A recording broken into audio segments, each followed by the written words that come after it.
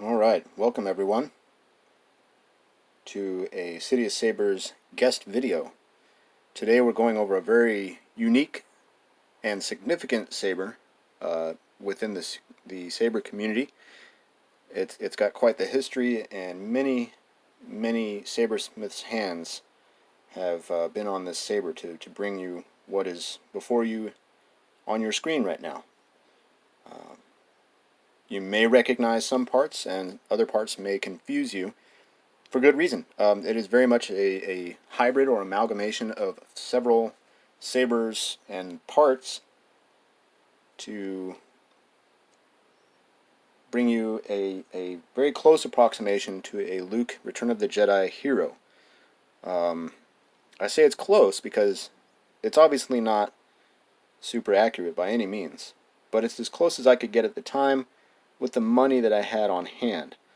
Now, if any of you know who LDM Custom Sabers is, this gentleman does remarkable work, and he was able to take an older Korbanth LS6, and I say older, I mean I'm talking about 2009, 2010 or so, which was then based on the Yuma variant, or the V3.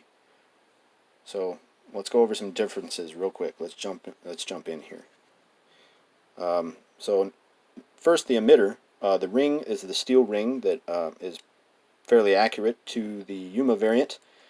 That was left in place for cost effectiveness, as I thought, that emitter, it's close enough to a hero. There are some differences. The steps were different measurements, but when you look at it, it's like, oh, that's a Luke hero, because the copper colored thin neck, and even the neck is not as thin as it should be by today's standards. It's not anywhere near film accurate. It should be thinner, but at the time, that's pretty thin for back then. It does fit a 3/4 blade. It's not even a 7/8 or 1 inch. It's a 3/4 inch diameter blade that sits all the way down against the optics located in the grenade section here. So that is a lot of blade depth. I still don't do any full contact dueling with it, nor will I ever, just because this is kind of a shelf queen. I take it out for occasional spins and just goofing around, but no dueling for this. This is a significant saber. Very, very one of a kind. So I've been very careful with it over the years. LDM, if you're watching, she's still got it. Still fully functional. And it's held up pretty well. I actually trooped with it. Had it on my belt at Celebration 7 in Anaheim. The only thing that happened was a slight scuff here. I sat down on a concrete bench outside, and it dragged on the corner of the bench. You can barely see it there, but maybe some steel will get that out. Anyway, back to the saber. Reworked the powder coating. He took off the powder coating from the bottom of the emitter bell. Repowder coated the neck, and I believe the grenade section as well, to kind of a satin black. This, of course, the V3 had a Graflex clamp and activation box. This is actually LDM's hero, his Hero Mark 6. One of his boxes, he said it was slightly blemished, and I was more than welcome to put this on this build. And so he tossed it on there, and I, aside for some natural copper weathering, it doesn't look that blemished. Maybe he was talking about this button here with those two gouges. There we go. But that's minimal to me. I mean, I think even the prop may actually have those, depending on which prop you're looking at. So I went with it. I said, sure, I don't mind a blemished box at all. It might look better. So anyway, oh, and of course the D-ring was replaced with a proper Hero tri-ring, and the end cap is very unique. We'll show you what the functionality is, but that's actually hiding a recharge port and a speaker grill under there. So that was actually the prototype for his later Mark 6E, which had a display cap that you would remove, and it would expose a speaker grill. That was prototyped on this Saber. So we'll go over activation and all that functionality in a second here. So yeah, the internals, electronics. It is installed. It has a tri-rebel green, green, red LED at the base here. At the time, that was one of the, I think, the brightest you could get. And I had him run a red dye for the third, which would be for the orange flash on clash, because of course he makes green with red, you get kind of an amber orange. And I'll show you that flash on clash feature. And how that flash on clash is achieved is with the old Petite Crouton 1.5. She's an oldie, but still kicking. It was updated to 1.6 by MH. MH is another sabersmith on the forums who had his hands on this saber, not directly, but he had the brain, you know, the heart of the saber, the Petite Crouton that sits in here. He reflashed that to 1.6 in order to be able to change the sound font to the Luke Hero by Mad Cow, aka GCM, or Genesis Custom Sabers. I've had his sound font in this saber for a number of years, and just recently updated to the Wan Sith Return of the Jedi HD. So, like I said, many sabersmiths have had their hands somehow involved with the creation of this saber, and it's very unique. I'm a firm believer that there is not another saber on the planet like this. Very one of a kind. So I've been taking very good care of it.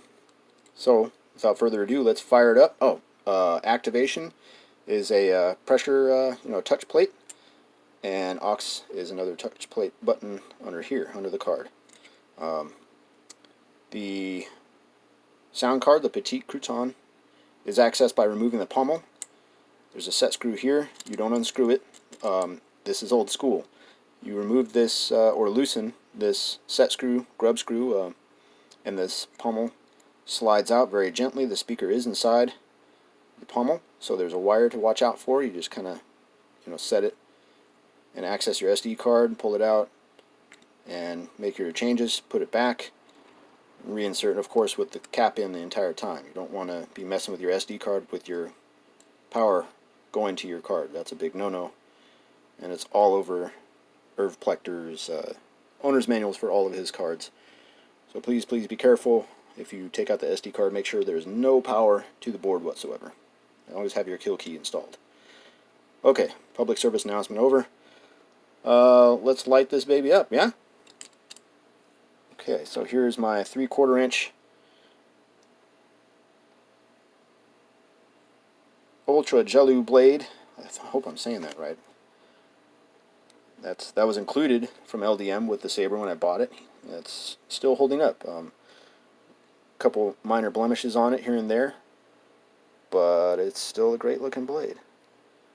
Like I said, I don't do any kind of dueling with this saber. It's just for, having fun swinging it around. Alright, blade's in. Let's remove this cap. I'll never turn to the dark side. So there you have Luke telling the Emperor to take a hike. He's not going to turn to the dark side. So this cap, you saw that just comes right out of the recharge port and activates the saber. When you put it back in, looks like a great little static prop. Now, like I said, this was the prototype. So he made this, LDM made this from a sink cap with some nylon that he turned down on his lathe and matched it all up. And he said it took him several tries, but I think in the end it was worth it. I am super satisfied with it, despite a little bit of tarnishing over the years. I could polish it up and clear it if I wanted, but it's fine. I think it paid off because, like I said, he later incorporated that in his Mark 6E, and it's a great little feature to have a FX saber with a flat display end cap. Very nice. So you can see the grill. Let me take the blade out. Another thing about the blade. So there's the speaker grill there. Focus. Anyway, it's just a mesh, much like a screen door. a little thicker. Yeah, you get the idea. They got the recharge port there in the center. Alright, so this blade does not have a set screw. Why? Look at this blade depth. So I'll put my thumb here right about where the emitter ends. I can see some lines in there just from where it's contacted a little bit. I'll put my thumb there and I'll just slide the saber up to it, and you can see just how far this blade goes in, and it's in there. So I've only had it come out swinging a couple times, but like I said, there's no set screw. It's in there with pressure. You can hear it. It's got that nice pop. It's in there with suction. Like it's firmly in there. It's not going to come out just from swinging. Like I said, it's ejected a couple times when I got a little crazy swinging it around, but it's not going to really go anywhere. So let's fire it up. All right, so this is the Juan Sith Return of the Jedi HD. So get all this in frame here. There we go. That's that fantastic snap hiss. Of course, it's not very loud for an older Petite Crouton 1.5. It didn't have the hardware back then to really give the sound a kick. I think it might be a 1 or 3 watt, I don't remember the specs, maybe a 1.5 watt onboard amplifier with not the greatest sampling rate either. But, like I said, you made do with what you had back then. There's some swings there. Way before smooth swing, that was not was not a thing back then. Some clashes. Let's see if I can. There we go. There's that amber flash on clash from the red die. Okay. Of course, the D-ring, the tri-ring makes a bunch of noise, but get the idea. And you've got the aux button here for your blaster. That's that speeder bike scene where Luke deflects the blaster bolts from that. You only get one aux blaster sound on the old 1.5, so I figured if I had one, that's going to be it. And lockup.